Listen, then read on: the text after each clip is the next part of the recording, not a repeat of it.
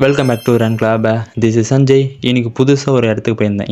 இன்றைக்கி சொல்ல முடியாது, ஒரு 3 டேஸ் முன்னாடி எனக்கு புதுசான ஒரு இடம் தான். நான் டைட்டிலே போட்டிருப்பேன் என்ன இடம்னு. என்னோடய எக்ஸ்பீரியன்ஸு இந்த ஒரு வீடியோவில் நான் ஷேர் பண்ண போகிறேன். ஃபஸ்ட்டோட ஒரு விஷயம் சொல்லி ஆகணும். இதுதான் என்னுடைய ஃபஸ்ட்டு ஆடிஷன். அதாவது வெளியே போய் நான் ஆடிஷன் ஃபஸ்ட் டைம் அட்டன் பண்ணேன். நிறைய ஒரு எக்ஸ்பீரியன்ஸாக கிடச்சிது. நான் செலக்ட் ஆகிறேனோ இல்லையோ அதெல்லாம் எனக்கு அது மாதிரி தோணவே இல்லை. போய் ஏதாச்சும் ஒரு விஷயம் பண்ணிட்டு வரணும், அட்டன் பண்ணால் போதும். எனக்கு யாராச்சும் என்ன சொன்னாலும் பரவாயில்ல, அட்டன் பண்ணிட்டோம் நம்ம பண்ணிட்டு வந்துடலாம் அப்படின்னு நினச்சி தான் இந்த ஒரு விஷயம் நான் பண்ணேன். அது மட்டும் இல்லாமல் இந்த ஒரு டேவே ஜாலியாக தான் போச்சு. பட்டு நான் தனியாக தான் ட்ராவல் பண்ணேன், அதனால் எனக்கு போர் அடிச்சுது. மற்றபடி எல்லாம் போய் பண்ணிட்டு வந்தணும். ஆனால் போகணுன்னு நினச்சி தான் போனேன். நான் வீட்டில் உட்காந்து சண்டே அன்றைக்கி தான் இந்த ஒரு ஆடிஷன் நடந்தது. அதனால் வீட்டில் சும்மா தான் இருக்க போகிறேன் சண்டே அன்றைக்கி. சரி ஏதாச்சும் போய் உருப்படியாக ஏதாச்சும் பண்ணுவோம் அப்படின்னு சும்மா ஒரு அட்டன் பண்ணிட்டு மட்டும் வந்தேன். ஃபஸ்ட்டு லோக்கல் ட்ரெயின் பிடிச்சேன். ஒரு 8 மணிக்கு பிடிச்சேன். அதுக்கப்புறம் சென்ட்ரலில் இறங்கி சென்ட்ரலேருந்து மெட்ரோ பிடிச்சேன். வடபழனிக்கு மெட்ரோ பிடிச்சிட்டு அங்கேருந்து மெட்ரோலேருந்து போய் வடபழனி இறங்கி அங்கேருந்து கொஞ்சம் டிஸ்டன்ஸ் இருந்தது. ஒரு 8 மினிட்ஸ் ஒரு 10 மினிட்ஸ் வச்சுக்கலாம். அங்கேருந்து நடந்து போய் அங்கே ஒரு ஆடிஷன், அங்கே ஒரு மகால் இருக்குது. அந்த மகாலில் தான் நான் ஆடிஷன் நடந்துருந்து. அந்த ஒரு மகாலில் போனோடனே ஃபஸ்ட் ஃப்ளோரில் ஆடிஷன் நடக்குது அப்படி சொன்னாங்க. போய் பார்த்தோன்னே ஆடிஷன் நடந்தது. ஃபஸ்ட்டு நிறைய பேர் பேசுனாங்க.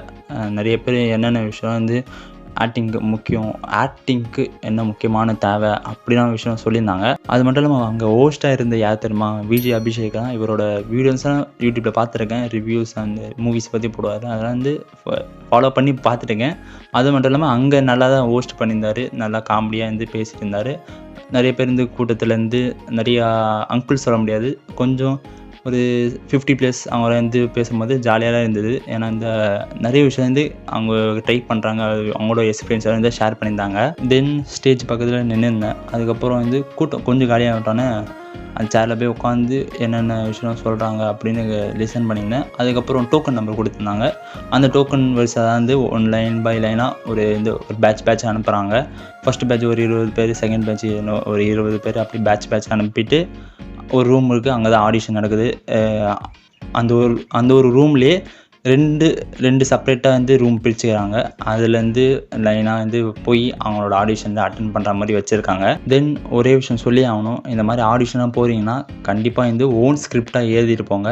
ஓனாக ஏதோ ஒரு விஷயத்த உங்களுக்கு பர்சனலாக நடந்திருக்கும், அது ரைட் பண்ணிட்டு ஓனாக கண்டென்ட் அங்கே ஆடிஷனை போய் நீங்கள் அட்டன் பண்ணுங்கள்.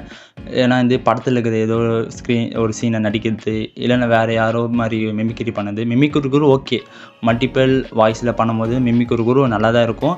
ஆனால் ஒரு ஸ்க்ரீனை அப்படியே இம்ப்ளிமெண்ட் பண்ணி அதே அவங்கள மாதிரியே நடிக்கிறது அவங்க பெருசாக ஏற்றுக்க மாட்டாங்க. நீங்கள் ஒரிஜினல் ஒரு ஸ்கிரிப்ட் இல்லை ஒரிஜினல் டைலாக்கை வச்சு ஒரு பர்ஃபார்ம் பண்ணால் அவங்க கண்டிப்பாக ஒரு முக்கியத்துவம் கொடுக்குறாங்க, அதுக்கு ஒரு இம்பார்ட்டன்ட் கொடுக்குறாங்க. அதுதான் அங்கே பார்த்தேன்.